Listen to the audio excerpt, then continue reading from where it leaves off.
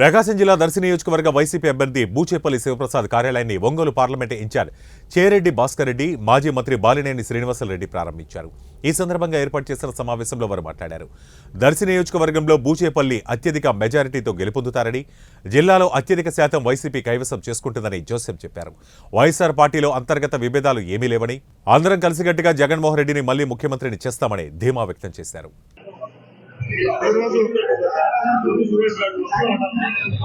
దర్శిలో YSR Congress party కార్యాలయాన్ని పెద్దల పూజలు జిల్లా సీనియర్ నాయకులు మాజీ మంత్రివర్యులు వాసన్న చేతుల గుండా ప్రారంభించడం సంతోషదాయకం.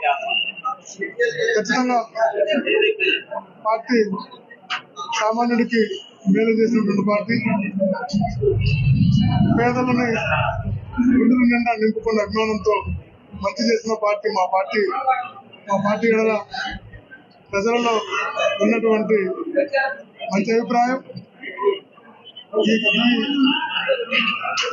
ఈ ప్రాంతంలో సంపూర్ణ విజయం సాధించడానికి పేద ప్రజల అండగా మా పార్టీ ముందుకు నడుస్తుంది. కాబట్టి పార్టీ బలోపేతానికి అందరూ కూడా కలిసికట్టుగా పార్టీని పటిష్టం చేసుకోవడంలో ముందుకు నడుస్తామని, ఈరోజు పార్టీ కార్యాలయాన్ని ఘనంగా ఏర్పాటు చేసినటువంటి సోదరుడు శివాకు కూడా అభినందనలు తెలియజేస్తున్నాను. థ్యాంక్ యూ అనండి.